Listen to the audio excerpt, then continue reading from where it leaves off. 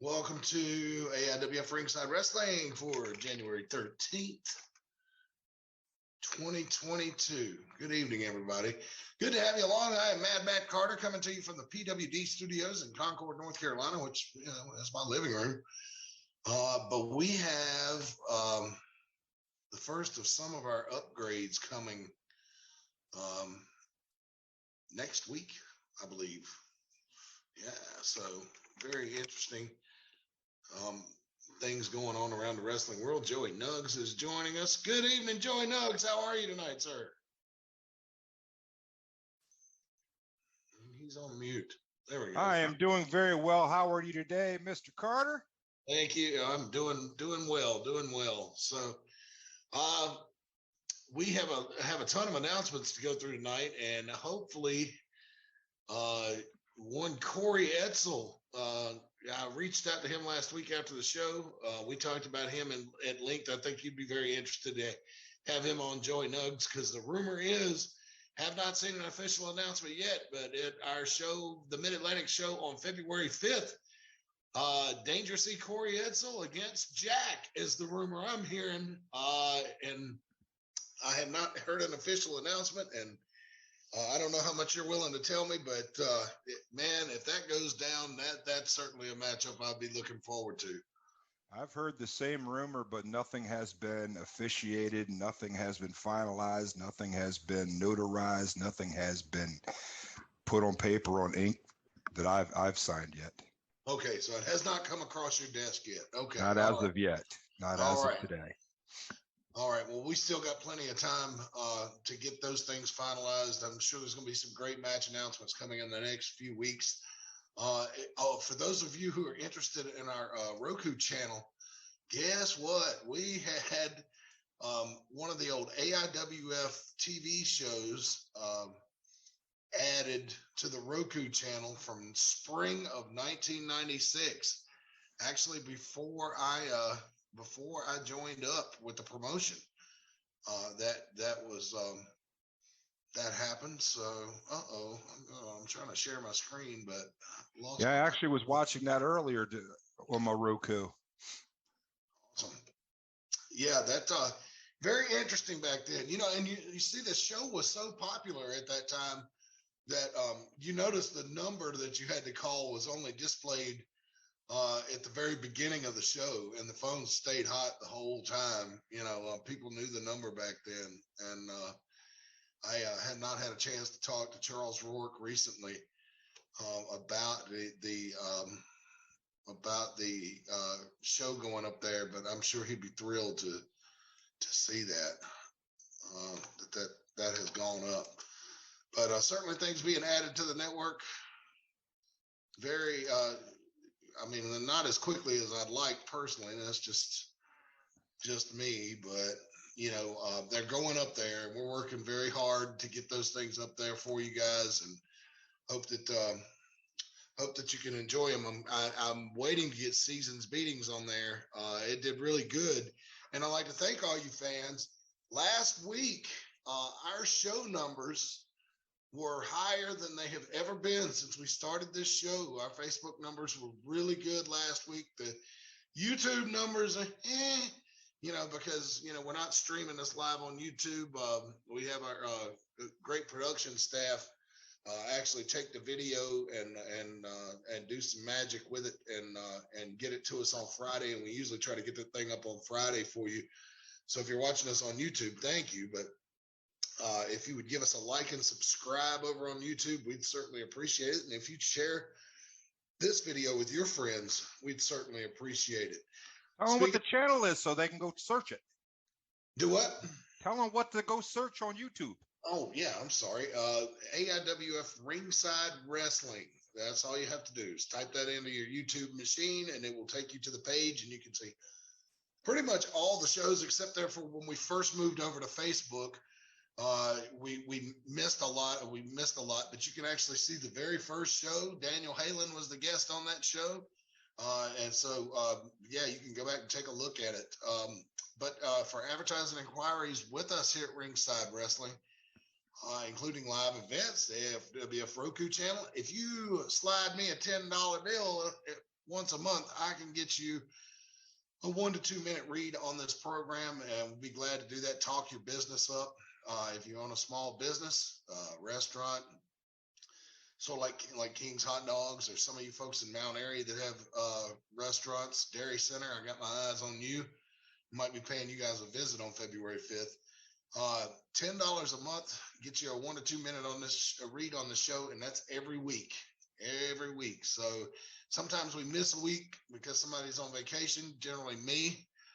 So like we're probably going to miss the second week in February, but you're looking at 3 or 4 times a month, you're going to get mentioned on this show. And if you want to add to that, we can get you some really good sponsorship opportunities coming up for the 30th anniversary show, as well as our live wrestling events at Veterans Park right there in Mount Airy. So really, I'm aiming this at you small business people in the Mount Airy area. Of course, if you got an online business, like you graphic design or something like that, and you want to get a plug on here, $10 a month, brother. You can't beat it. You can't get out of Starbucks with 2 cups of coffee, venti size, for $10 a month. So hit me up. And of course, I will be doing a little pavement pounding when I can, coming up in Mount Airy for our February show. So if I walk into your business, don't immediately run away. I'll talk to you for like 5 minutes and be gone. So anyway, we are on Instagram now. If you're watching the Mid-Atlantic Wrestling Instagram page, you saw a report that I filed from the Bojangles Coliseum this past Saturday night at Battle of the Belts in the parking lot there. And that turned out to be a great event. Our own Casey Fox, the AIWF Mid-Atlantic's champion, jumped in the deep end of the pool that night, Joey Nuggs.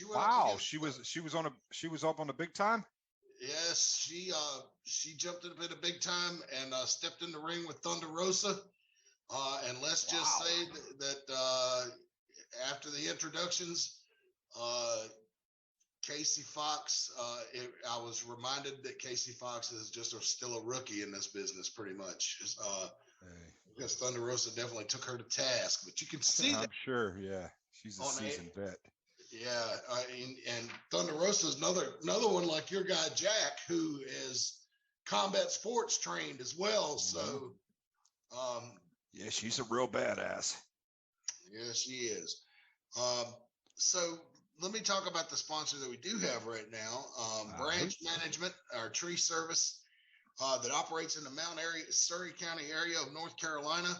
They can help you with branches that are maybe too close to structures, normal pruning, or complete tree removal. They offer very competitive rates and free estimates and are here to serve you. You may be also eligible for a $100 referral bonus. For more information or to set up an appointment, just give them a call at 336-325-5300. Again, that number, 336-325-5300 to get you in touch with Branch Management. And appropriate that we're talking about a tree service here. There's bad weather coming this weekend to North Carolina. And I think that in the northern part of the state, they're going to get it. We're looking at some kind of snowfall here, even in Concord and the Charlotte area. I can't believe it because it's next to impossible for it to snow here. But in the northern part of the state, I think they're going to be getting a lot more. So if you've got a tree that's got some sketchy looking branches, man, that you do not want getting frozen over and falling onto a structure, you need to call Branch Management quick, fast, in a hurry. As a matter of fact, you can give them a call tonight, 336-325-5300, and we'd like to thank them for their support. All right, let's get into the announcements, and then we'll get our talk underway. I see Corey Sawyer has joined us, so thank you, Corey, for coming along. But here we go. Tennessee All Pro Wrestling comes your way on January the 15th. That is this weekend, I believe. Look at the old calendar. Yep, that's Saturday night at the Victory Center at 5542 Manchester Highway in Morrison, Tennessee. Doors open at 6:30. Bell time is at 7:30. Look at that price, folks. You cannot beat that. Adults $8, children 6 to 12 $6, and kids under 5 free. From MLW, Alex Kane is going to be there. From AEW, Ashley D. Amboise, I think is how you say that. And then from Impact Wrestling, Rachel Ellering, who I believe is the daughter of legendary manager Paul Ellering. Is that right, Joey Nugs? I do believe you're right 100% on that one. Yep. So she comes from good stock. A lot of people do not know this, but Paul Ellering was quite the wrestler himself. Oh, yeah, he really was. Suffered a neck injury in the early 80s and had to retire early, but he was, and talk about put together, man. You know, I think he defined the term gym rat before it was ever invented. So also our affiliate ARW is having their big show on Fight TV this Thursday, January the 13th. Wait a minute, that's tonight. Yeah, that's tonight. At 8 o'clock. So after you get done with us here, you can flip on over to Fight and catch that.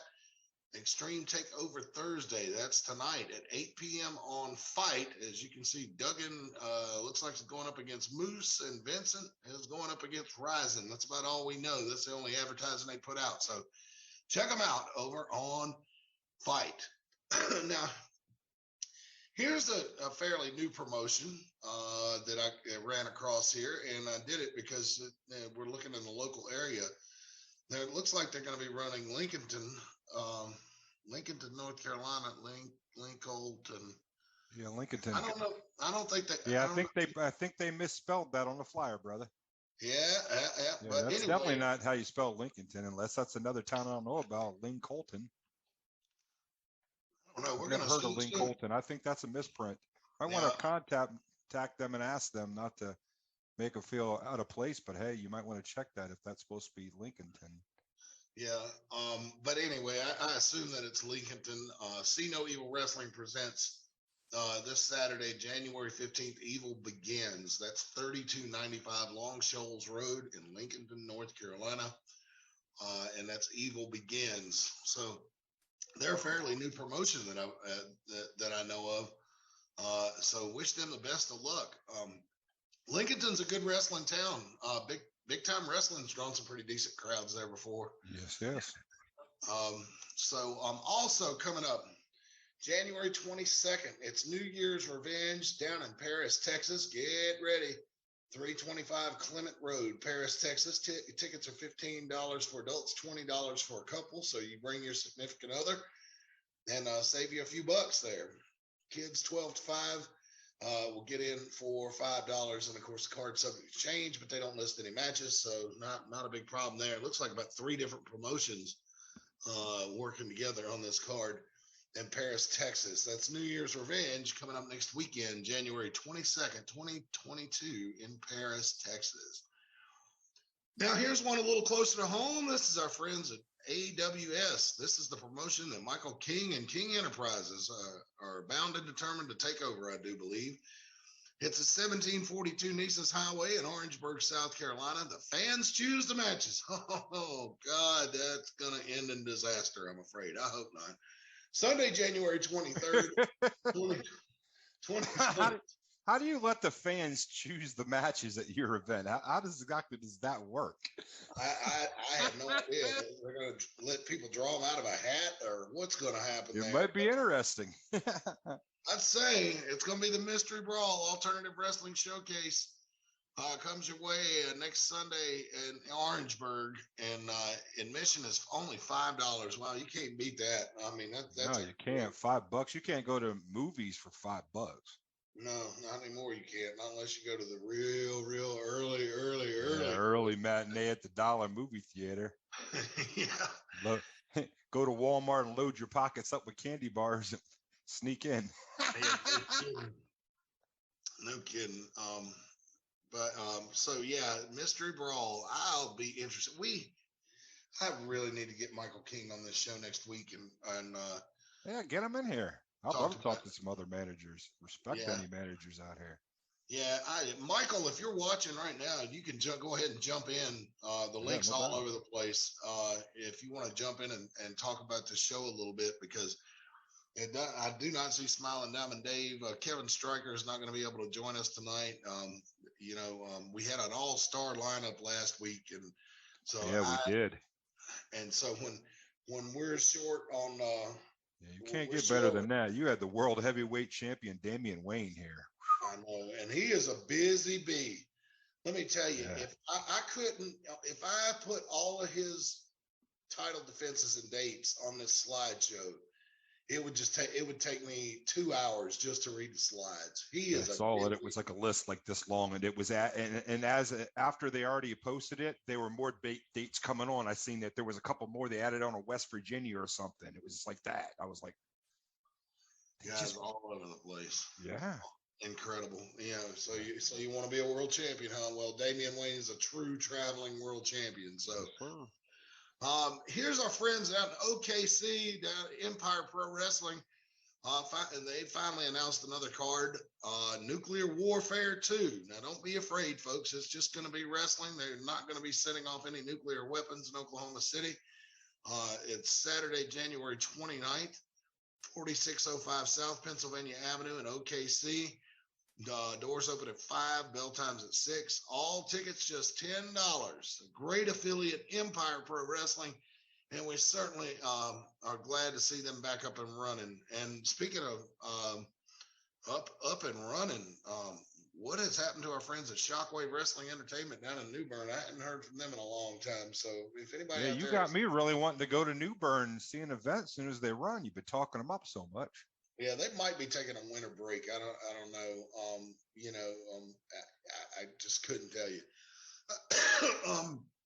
So Bad Boys of Wrestling, this is featuring a friend of the show, Miss Jasmine Hayo, and she's going to be wrestling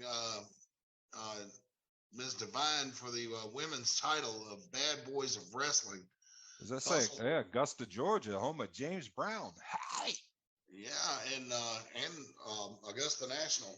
My nephew out in Arizona is really into shooting golf, so he likes the Masters. So then they have that down there. So, but January 29th at the Augusta Fairgrounds, looks like it's 2 cage matches on this card. The address is 308 Hale Street in Augusta. VIP tickets are $12.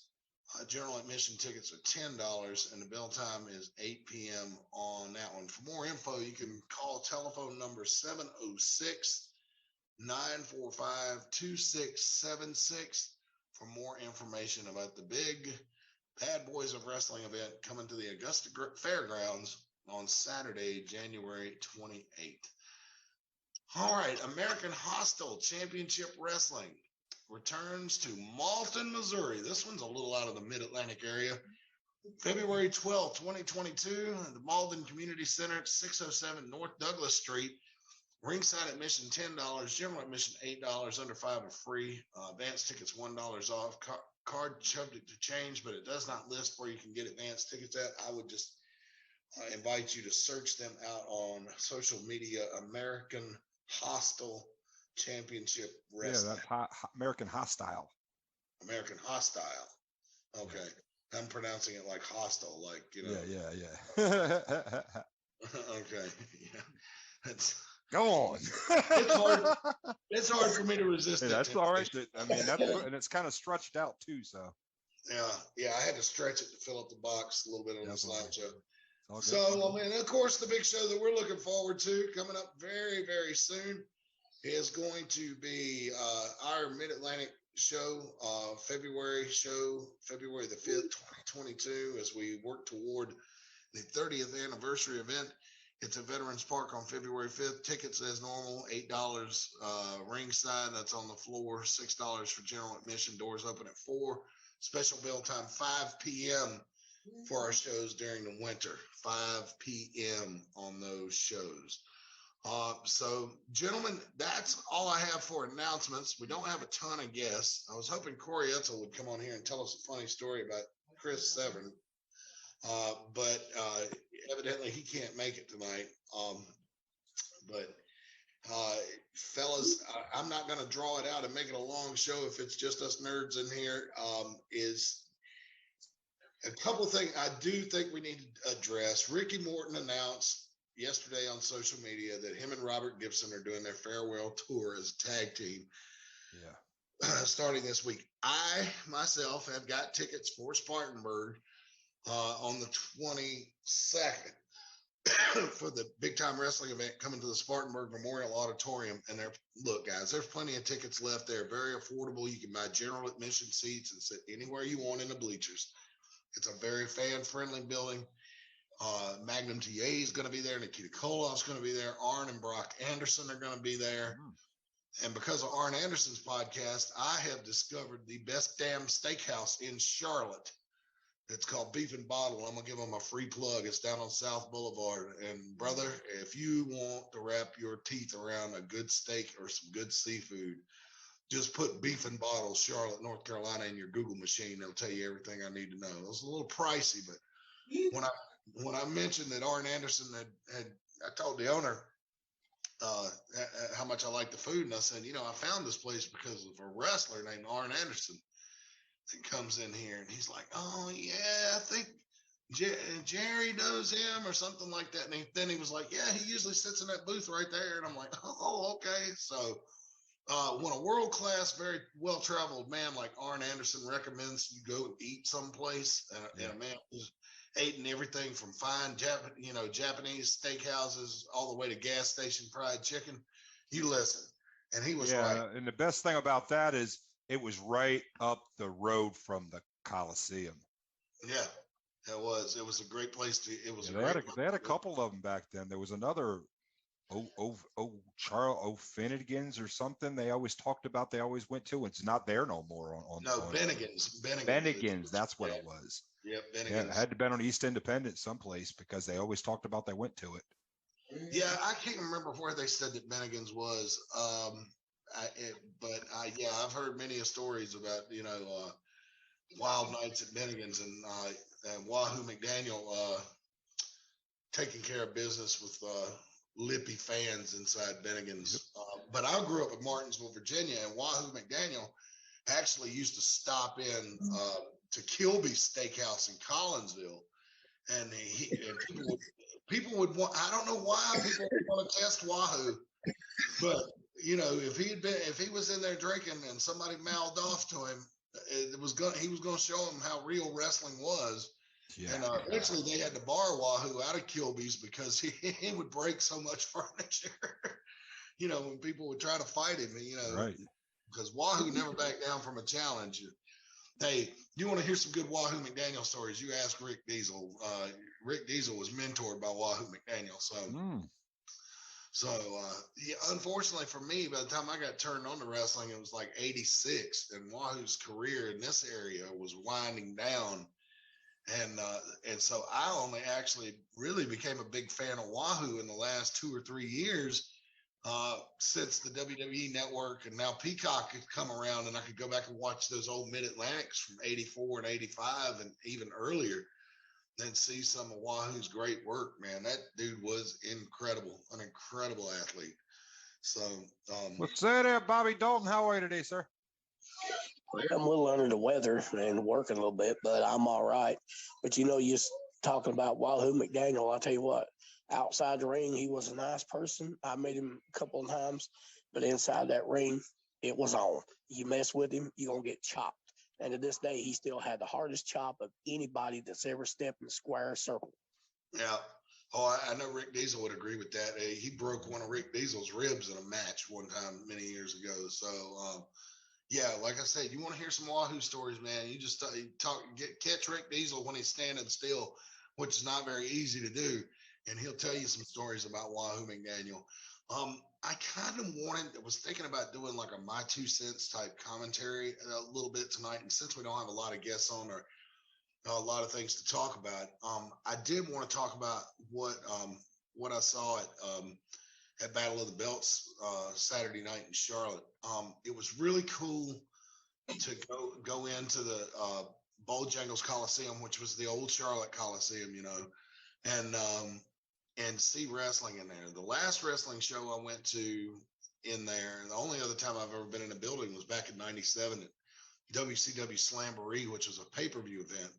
Now, if you remember, that's where Mongo McMichael wrestled Reggie White on that show. If you remember that, the main event was a 6-man tag that left a lot to be desired with the NWO and then Roddy Piper and I can't remember who else was on the other side, but I remember like when that match ended, everybody got up and started to leave, and I was like looking around going, "Is that it?" And so I didn't go to any more WCW pay-per-views after that because I felt like I did not get my money's worth.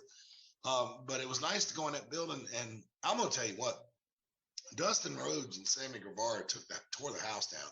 I don't know how it came across on TV, but they absolutely tore the house down, and the crowd was so lit for that. And Dustin Rhodes was on Twitter earlier this week talking about that was the best match he's had in his career, and I ain't gonna argue with him. It was freaking fantastic.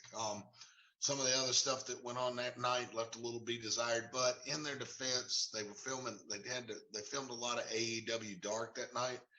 Tried to give us some good matches at the end of it, but you know, AEW Dark has got a lot of what we call squash matches. You know, Yeah. with your name superstars, like what happened to poor Casey Fox against Thunder Rosa. And I hate to call that a squash because Casey was game, man. She attacked Thunder Rosa before the bell rang, and it was really getting after her. But you know, she just the experience caught up with her really quick. You know, the experience difference. It's not a knock on Casey. Like if I got in the ring with Thunder Rosa, even being a dude and as fat and out of shape as I am, Thunder Rosa could probably tap me in about less than 10 seconds. No, it's an honor to be in the ring with Thunder Rosa. I mean, she is one of the best there is in ladies wrestling. And yeah, she's a name. It's an honor to be in the ring with her. It's definitely a feather in her cap. She's definitely one of the best around. That's no doubt. Definitely. And another lady that I saw in action that night, it's also on the AEW Dark, if you want to watch it on YouTube, from the Charlotte Coliseum, was Shalonce that came up, the lady from Georgia that came up and wrestled Casey and Ella Envy back during the summer. I seen her wrestle at the Gathering too, and she was managed by Dark Journey that night. Oh wow! And that was awesome. Yeah.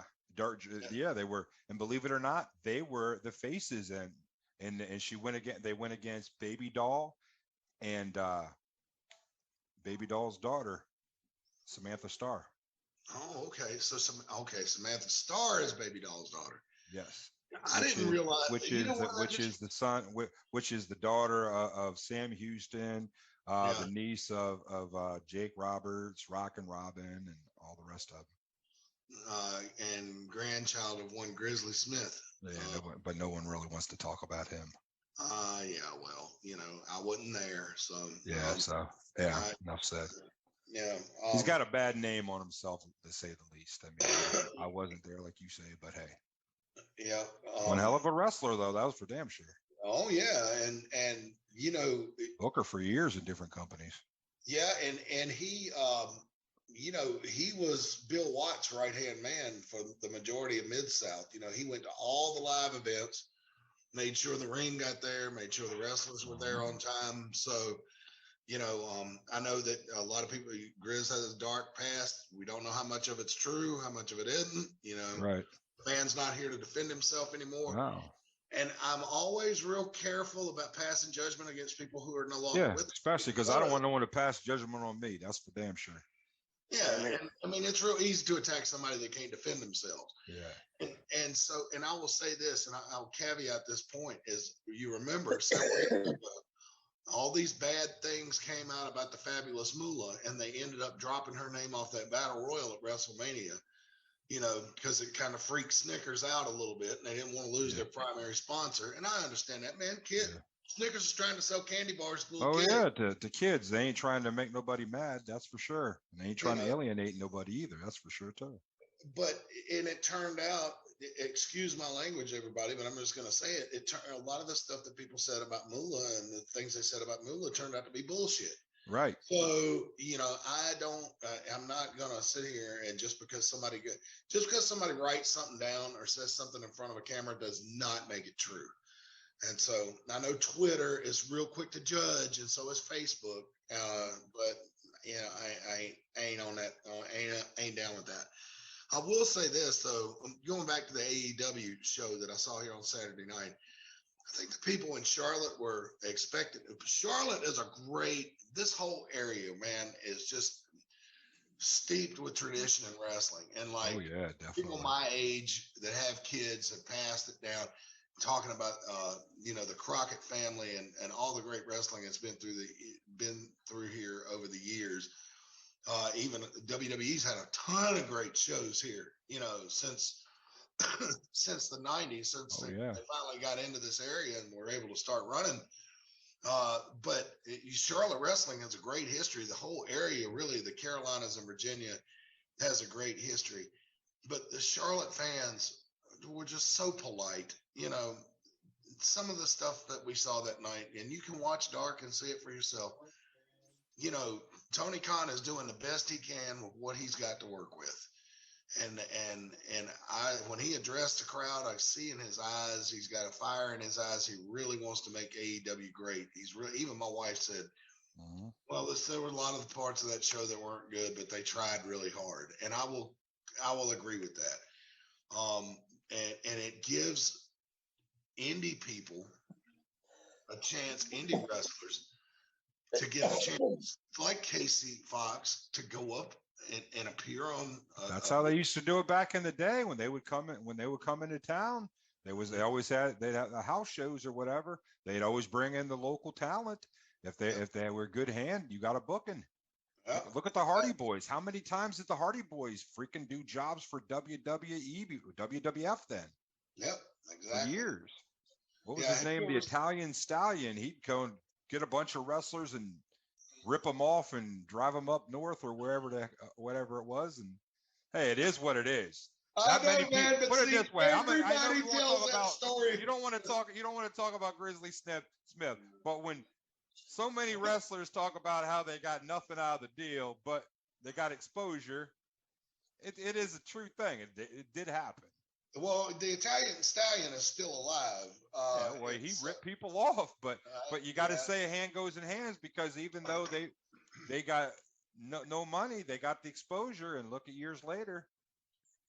Well, would they have made that without him? Who knows? One of the old tactics that he used to use when guys would go, when he was running indie shows and they would go down there to try to get booked, is he'd get them to buy a ticket to the show and then have them wrestle for it. So you would pay him for the privilege to wrestle, is the story I've heard. And if you don't believe me, you can ask. I believe it. I've seen crazy things over the years, and some people are still promoting now, so we don't need to talk about that. But I've seen some crazy things over the years. And if I was gonna say, anybody out there watching, you don't believe me, you can ask Rick Diesel, or you can get the Hardy Boys put out a DVD when they were both still in WWE. The one disc was about Jeff and the other disc was about Matt, and Matt Hardy tells that story on his disc about the Italian Stallion. So it's called paying your dues, I guess. Yeah, so paying the Stallion for the privilege to wrestle. Exactly. Either way, Matt and Jeff both made a few bucks over the years in the wrestling business. Yeah, I think they caught up, so they're all right. They ain't crying no more. Yep, it worked out good for them. Matt, the crowd was so polite, and it was such a great wrestling crowd. I was proud to be part of it in that building. My wife will tell you, I'll buy tickets to go see wrestling, even if I think it's going to be terrible, just to sit in certain buildings. And the old Charlotte Coliseum is one of those buildings. Greensboro is one of those buildings. Spartanburg, where I'm headed next Saturday night, is one of those buildings. I'd love to see a wrestling show at the Dorton Arena in Raleigh, but it seems like everybody wants to run the PNC Arena. But the Dorton Arena out there at the fairgrounds is still there. The only problem is if you run it during the summer, I don't know if the air conditioning there is enough to keep the audience cool during the summer. Yeah. So it might be a kind of a rough trip. I've heard a lot of horror stories about that building from the old days. Yeah, and the fans are soft in comparison to how that was back in the day. You hear stories about fans that would sit in 110-degree heat in the Sportatorium every Friday night. They said it was, but they would do it like it was religion for them. Yeah, and I love how I know we're talking about national. We need wrestling. another show where we talk about like territories, old school wrestling, because I love this type of stuff. Well, I'll tell you what, it's something you're gonna have to find somebody to produce it besides this guy, because my producer, I'll be glad to come on and talk, but I'm not putting it together. So we can do that tonight. I mean, we're still at just 36 past the hour. So if you guys are hanging with us like this old territory, still here. I'm hanging in. I'm here for a few minutes. But you were talking about the sportatorium, Joey. It looked nice and dolled up and everything for TV, but I think I've heard Michael Hayes and a few other people in interviews talk about what a rat's nest that place. Oh yeah, they said that they never cleaned it. That there was stuff underneath those. There was rats. They said that there was big as kittens. They said the cats. They said that they just lived underneath you were scared. I mean, people just dropped the garbage and it stayed underneath the bleachers for years. Ain't nobody was going underneath those bleachers and cleaning up. No, man, especially if there were rats that big down there. And they said, and what's the name? Gary Hart used to say that his favorite place to get French fries was a sportatorium. He said they never, ever changed the oil.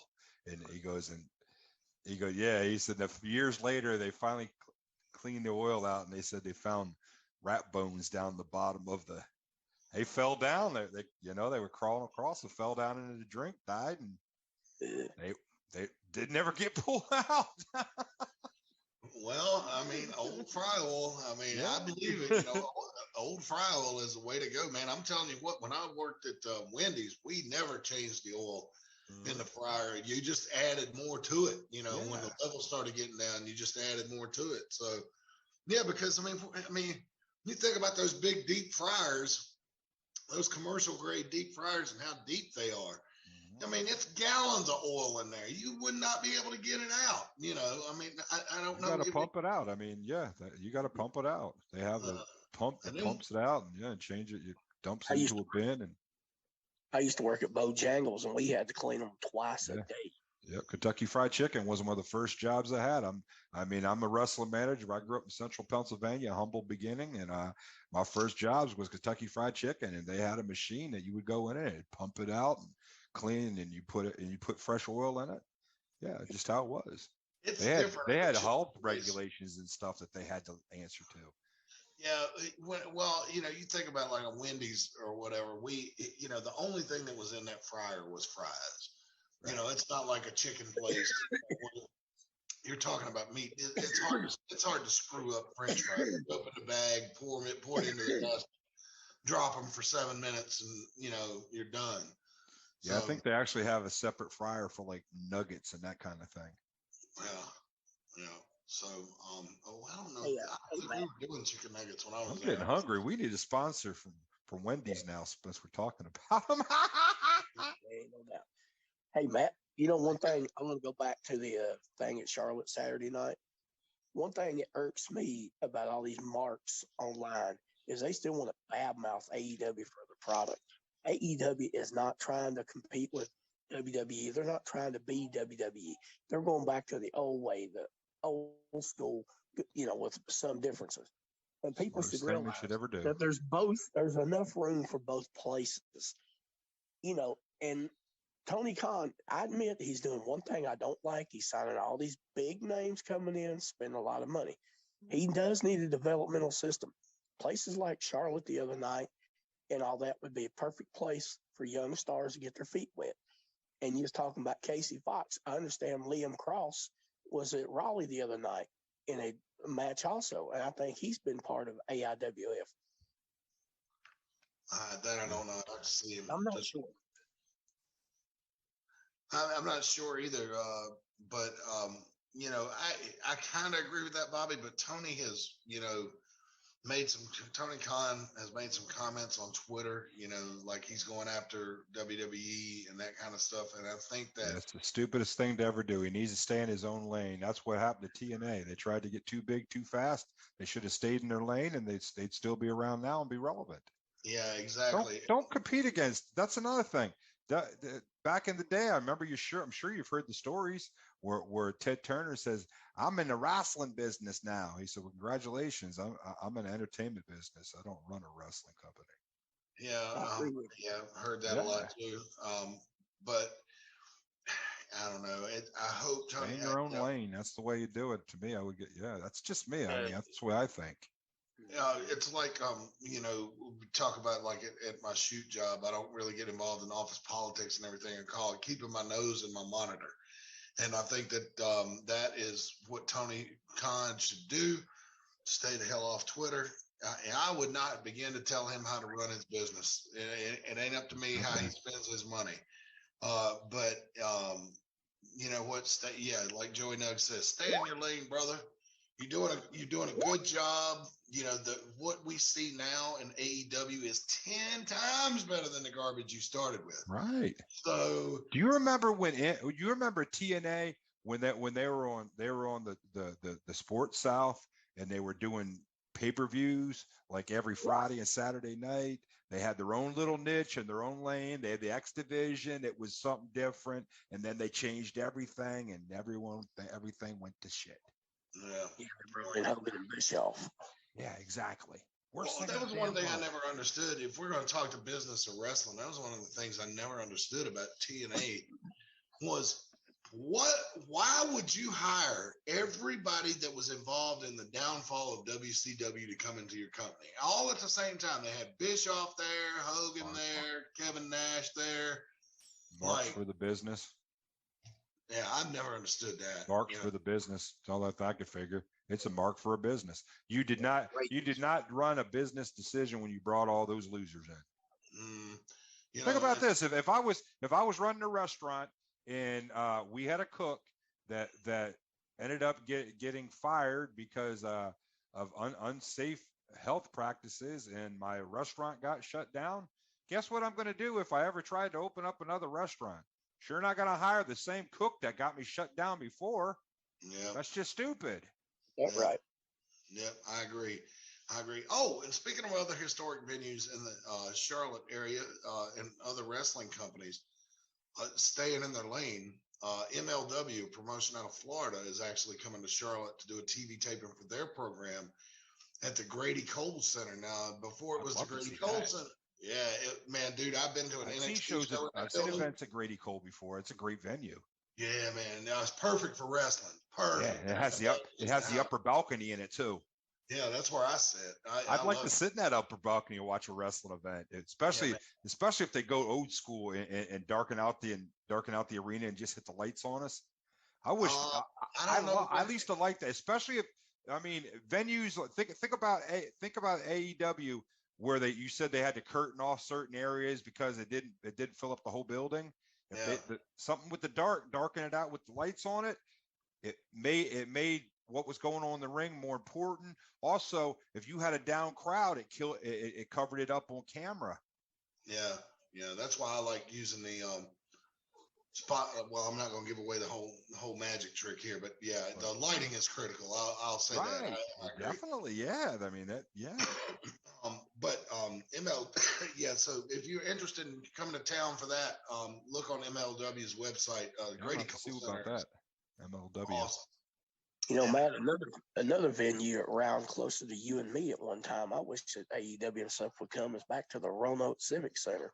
Oh God, yeah, man. Roanoke's a great place to watch wrestling. I've seen several WWE shows in there, house shows and TV tapings in the Roanoke Civic Center. That's another great building for wrestling. Really is. Perfect size. Crockett used to run there all the time. Back in the day, WCW came there a lot. As a matter of fact, you can see my former broadcast colleague when he was very young, Dr. Bill Payton, in the front row. If you watch Fall Brawl 94 on Peacock, you can see him and his parents there in the front row at the beginning of the show. Yeah. So, is the Omni still around, or did they tear that down? No, they tore that down in '97. When I was growing up, they always talked about the Omni, because I grew up in Central Pennsylvania, so I grew up on WWF before it became WWF. But I used to, when it first came on to TBS, and I was able to see real Southern wrestling, man, that was something great. I was glued to the TV at 6:05 every Saturday. Then they had different times, and oh man, I loved it.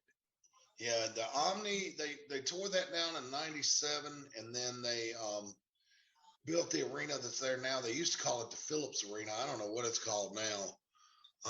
But the Omni was pretty old. I think they built it in the 30s, so Right. it had served its purpose. Yeah, I used to try to get my father to drive to Atlanta. He's like, I'm not driving to Atlanta so you can see a wrestling event. I said, they talk like it's the Madison Square Garden of the South, Dad. Yeah. No, that's one place I'd love to go see a wrestling match. I've seen multiple wrestling events in Madison Square Garden. I think you're very lucky. Yeah, I can say that. I've seen Bruno Sammartino Madison Square Garden. Seen Hulk Hogan. I'm pointing at the walls because they got autographed pictures of the different wrestlers. Yeah, man. Never saw. That's one wrestler I wish I never saw. You can't see it, of course, was Harley Race. I got his autograph picture right here. I never saw him wrestle in person. I've seen him on TV a bunch of times. Yeah. There's a lot of great buildings up in the northeast part of the country that I'd like to see wrestling in. Madison Square Garden, of course, is number one. I would love to see. I would love to go into the Boston Gardens. Yeah. I've seen a bunch of shows. I've seen a bunch of events at the Philadelphia Spectrum growing up. That's another one. Both Philadelphia, the Civic Center and the Spectrum. I'd love to see events. I've seen events before where we were there earlier in the day and seeing the Philadelphia 76ers play a team. And then there was a couple hours where there was nothing in there. I guess they would clean up the building and they would let you on the same ticket. If you kept your ticket stub, they would let you back into when the wrestling would kick in. They would let you get with the ticket stub in for half price. Oh man, that's a great deal, boy. Yeah. So basically, it was a way of trying to keep people there. I mean, that wouldn't have came before, Well, now was the Spectrum downtown? Were there a lot of places like to get something to eat South Philadelphia. Oh, okay. Were there restaurants and stuff around? Oh yeah, you're talking huge. A majority of Italian restaurants, great Italian restaurants, great Chinese foods in South Philadelphia. Oh yeah, I mean you name it, it's all there. So yeah, we would slide away, go get something to eat for a couple hours or whatever, and slide back, get in line. Yeah, we're doing Ohio for our winter trip this year. I think maybe Philly or Chicago is going to be next. But yeah, I'm a little scared of Chicago in the winter. I mean, I know I should be scared of Philly too, but yeah. Hey, I live in the South. I roast 6 months out of the year, so I take a winter break and I want to feel real cold. I go up north. That's just what I do. Oh yeah, you can get it up there. Oh yeah, and look, I go up there for a week. I get my fill and I come on back. You know what I mean? Yeah. So yeah, definitely. I know exactly what you mean. But here's a couple more in the Northeast that I'd like to go see shows at, and just because of their historical significance as far as WWE goes, the Providence Civic Center in Rhode Island and the Hartford Civic Center in Connecticut, because the Hartford Civic Center is kind of like WWE's home field. It's the way I understand Hartford Civic Center is not too far from the Stamford office. So I don't know anything about Connecticut. I've never been to that part of the country, so I don't know the geography or whatever. But just because there's been so many historic wrestling matches, I've been to the historic venues down here now: Greensboro, Charlotte, Spartanburg. I haven't been to Atlanta for a show yet. I went to Greenville for a TNA show many years ago. I think they call it the Bond Secures Center or something like that down there. I've seen TNA in Fayetteville. Rob Van Dam was there. Oh wow, okay. Yeah, Fayetteville is another place I'd like to go to. Yeah, I got a story on Fayetteville. Go ahead. I was with the Insane Lumberjack Timber, and believe it or not, wrestling fans think that he looks like James Storm for some reason. I guess because they both have hair and they kind of look like a country kind of deal. And the girl kept coming up with it. She goes, "Will you sign this?" He said, "That's not me." And the woman come and for an hour straight, this woman kept coming back every 5 minutes, and it got to the point where she finally said, "Now you gonna tell me to my face as I stands here that ain't you on this here picture? That is you. Sign my picture, will you?" He said, "Fine, give it to me." And he took the picture and he signed it, James Storm #2, and handed it back to her. And I had never laughed so damn hard. Later on, James Stewart came over and said, "What was going on over there? Could you tell me?" He goes, "For over 2 hours, we've been arguing with this girl that I'm not you." He goes, "But if you should ever get sick and you need someone to fill in, I guess around here they don't know the difference." Well, you can take double bookings in Eastern North Carolina now, James Storm. James Storm.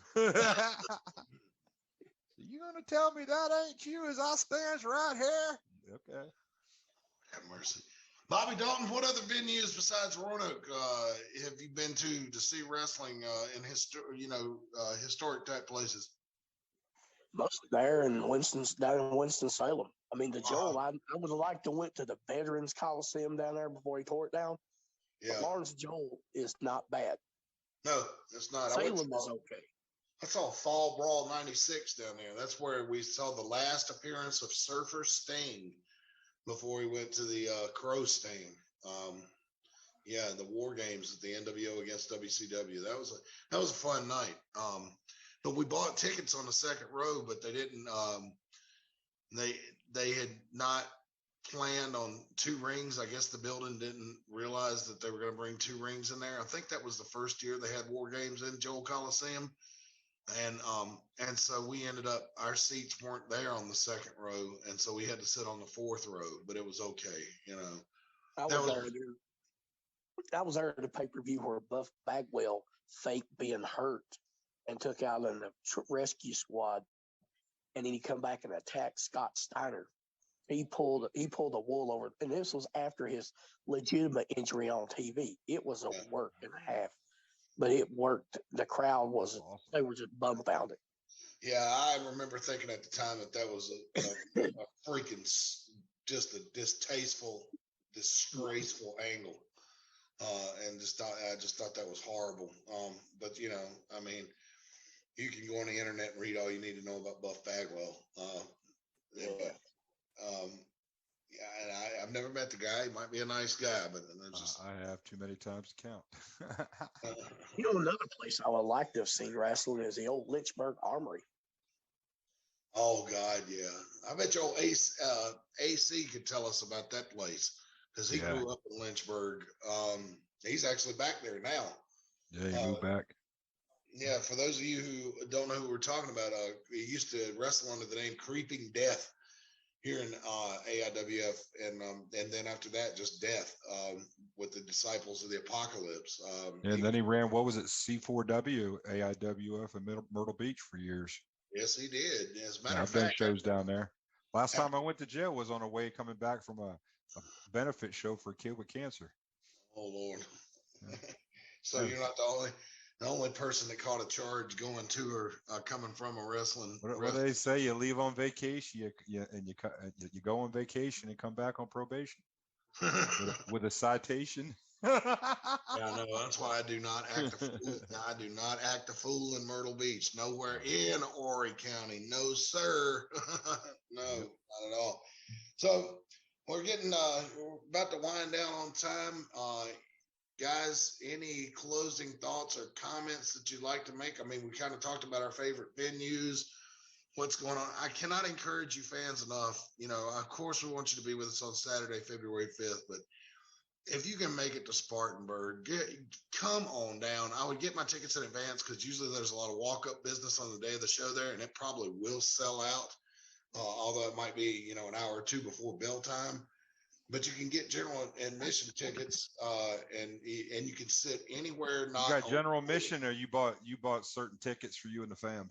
No, I bought general admission tickets because we don't like sitting on the floor. Right.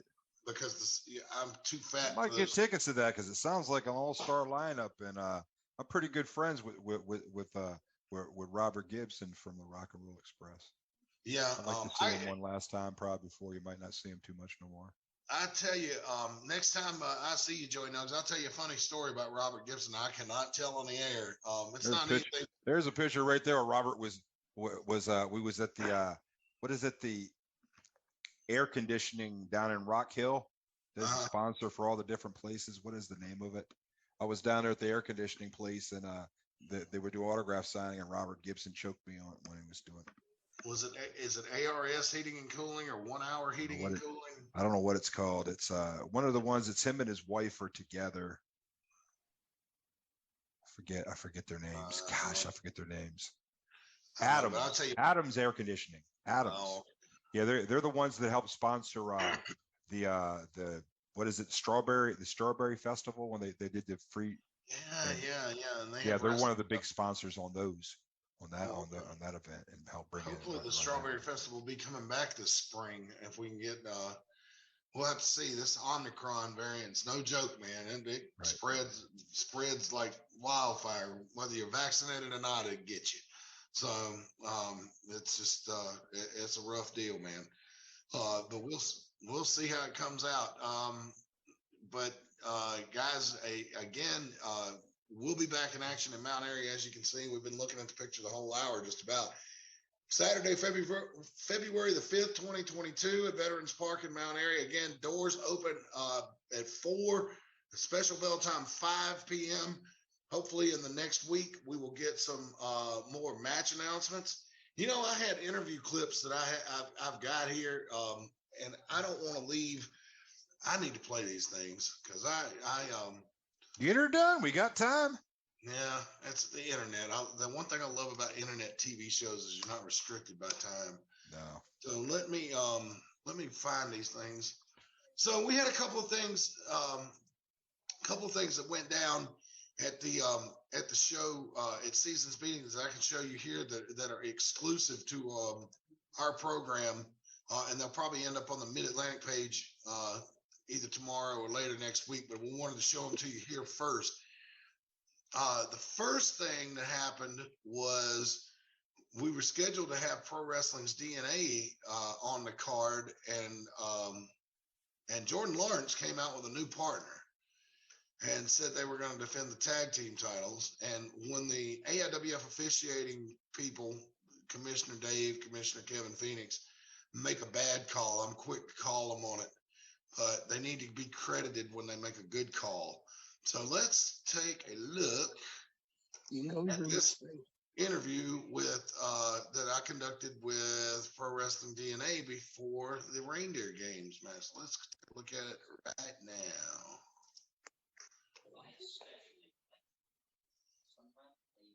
If it's going to load.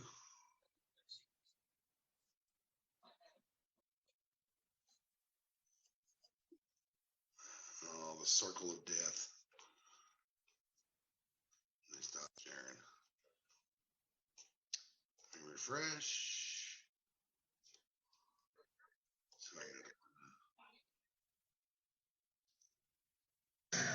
Yeah, here we go. All right. Sorry about that, guys.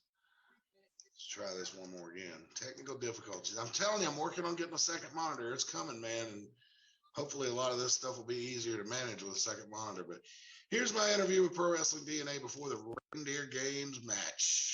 Later tonight for the AIWF Mid-Atlantic Championship, I would like to bring out Pro Wrestling DNA. Some of you may or may not know that there's been an issue with the team, so let's hear it.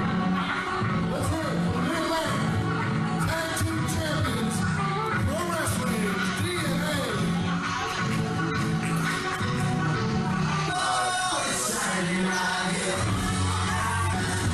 All right, gentlemen. Jordan, we've heard some rumors going around about a possible injury. What is the status of Pro Wrestling DNA going into the Reindeer Games tonight? First of all, let me say, hello, Mary! Well, the rumors are true. My partner, Murphy Costigan, is out injured right now with an injured shoulder. But that's okay, because I made a little phone call, and my friend, Kay Holiday right here, is going to fill in for him, the J&K Express, baby! J&K Express! Right here, J&K Express, walking out of Seasons Meetings, AIWF Mid-Atlantic Tag Team Champions, baby! All right, here we hear the substitute for the ring. What? What? You say no. Is this your interview? Sorry. Guys, thank you for coming, guys. Appreciate it. Thank you for But unfortunately, you can't do that. What do you mean you can't do that? DNA is the tag team champions. We can be D&K. DNA is the tag team champions. Come on, man. So tonight, in the Reindeer Games, it's going to be changed a little bit because it's all about the network. We want ratings, and we want to do what the fans want to see. So, I want to see them. You want to see them? Thank you. All right.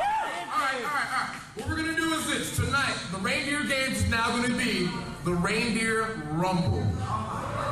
Yes, the Reindeer Rumble. Okay. It's going to have maybe 10, maybe 20 guys. We'll find out. But it's going to have everybody in there, but every man for himself.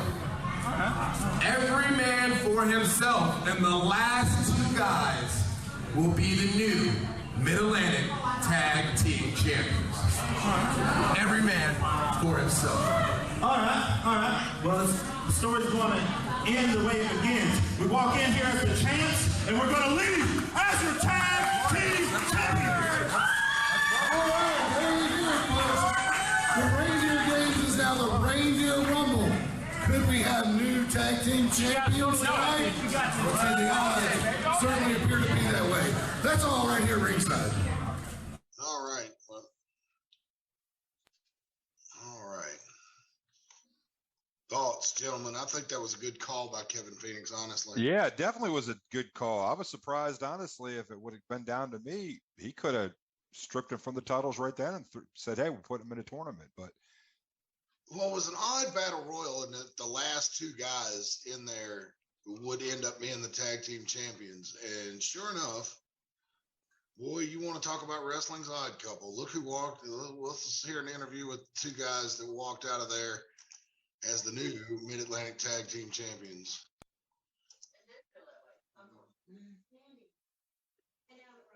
I don't think I've ever seen that happen. And right here with me at ringside, I have, well, one half of the new tag team champions. Here's the rookie, Matt Anderson. Congratulations, you're now one half of the Mid-Atlantic Tag Team Champions. Hey, I told you in October I was coming for gold.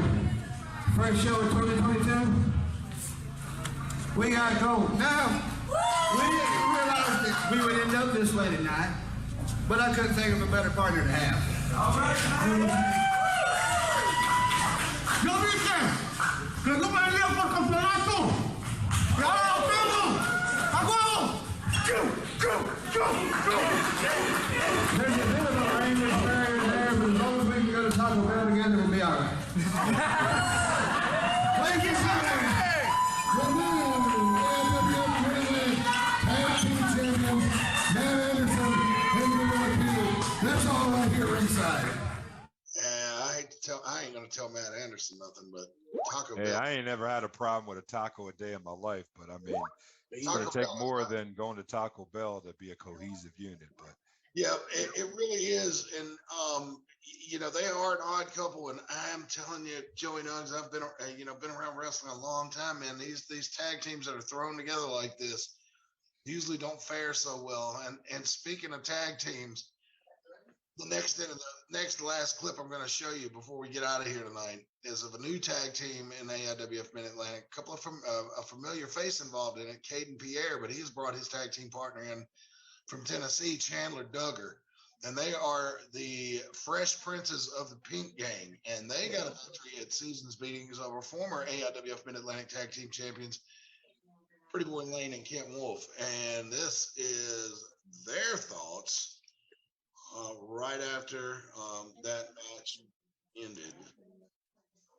So here, let's take a look. Scoring at ringside. First time for this combination is victorious. The Fresh Princes of the Pink Gang. Hear ye. Tell about it. There is a new Pink Gang in town. And if you thought we were that before, just wait till you see the future. Get out my face! An impressive victory over the former tag team champion, Chandler Duggar. Listen, guys, it's 2022. The Fresh Princes are back and better. You got the Prince, Chandler Duggar, the Princess, Katie Pierre. 2022 Washington Gold. home coming to us. And shit is lame. Y'all just the beginning. Y'all ain't nothing. Pink Gang wasn't nothing until we came here together. Get that out.